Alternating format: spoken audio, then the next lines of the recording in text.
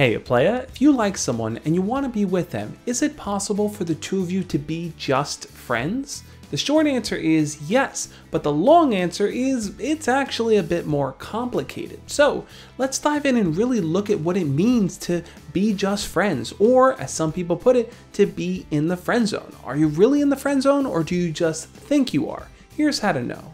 What is the friend zone? Is it real? Is it made up? Is it something people use as a cover whenever the person they like doesn't like them back? Well, here's how I would break it down.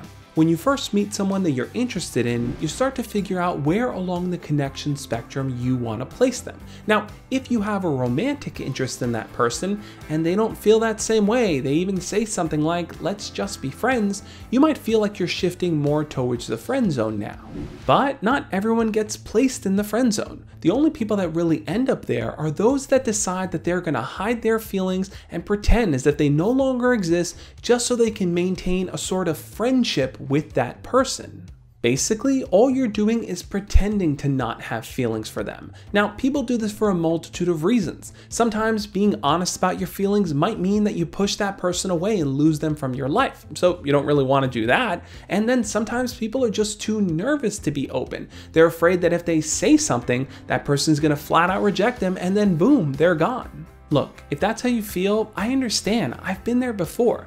Back when I was in high school, there was a girl that I was super close with, and when I finally worked up the courage to tell her how I felt, she hit me with that line, let's just be friends. I was so worried that if I told her I didn't want to be friends, she wouldn't really talk to me or hang out with me as much anymore. She would think it's awkward or weird because I still liked her. So I just kind of ate my feelings and told her, yeah, I'm totally cool with that. It's totally fine, no problem at all.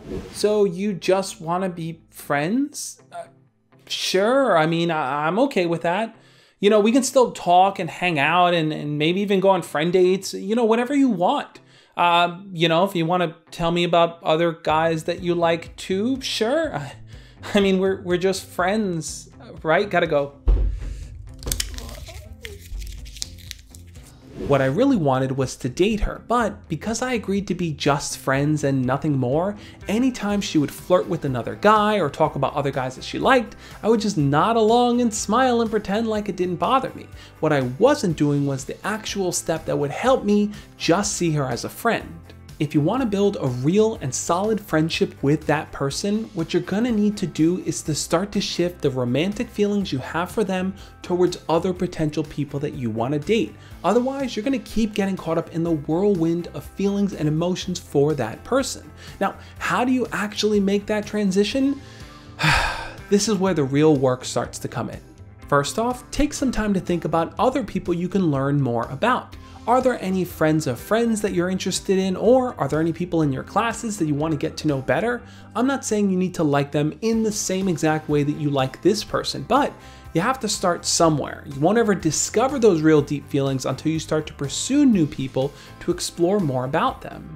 Second, you need to start putting that hope to rest. Recognize that this person doesn't really like you back, and work towards being okay with that. I know it sucks, I know it hurts, but understand that that's how they feel. They're not wrong or bad or mean for feeling that way. It's just how they feel. It's something that you have to come to learn. And third, avoid falling into the repetitive cycle of building up hope that they may actually like you this time, only to get shot down and find out that they're still not interested. She looks interesting. She looks fun. It's time. This is it. This is the moment. It's the moment? Bruh. Remember what I said before about the friend zone earlier in being open and honest about your feelings? Well, the way you can kind of put that into practice doesn't always have to be this big confession of love to the person that you like. It could just be you recognizing that you have these feelings of attraction towards them, acknowledging them, and then choosing not to act on them in your interactions with that person. This is a key piece to remember. Just because you've asked that person out and they've shot you down doesn't mean your feelings are suddenly just gonna disappear. Look, you may not interact with them for a week or a month or even a year, but sometimes just seeing a picture of them online or passing them in the hallway at school might bring back all those feelings again. and that's totally normal and fine. It's okay to feel the way that you do about this person, even if you want to be a friend to them.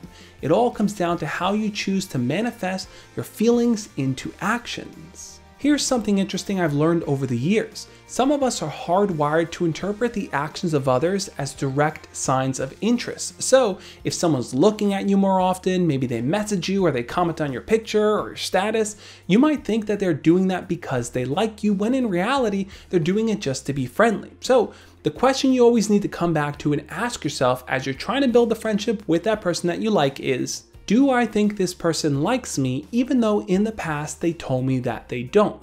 If you find yourself trying to wrestle with a look that they gave you or a text message that they sent, then you might be stepping outside of the boundaries of that friendship. You might be reading more into it and falling back into that hopeful space of maybe they've changed their mind, maybe they like me now, and not really focusing on rebuilding that friendship.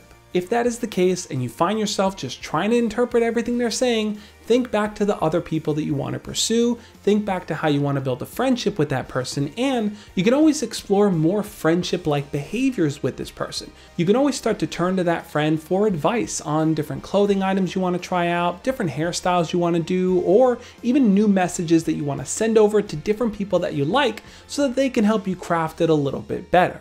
The more you turn to them for friendship advice, the easier it's going to be for you to start to lay the real groundwork for an honest and open friendship.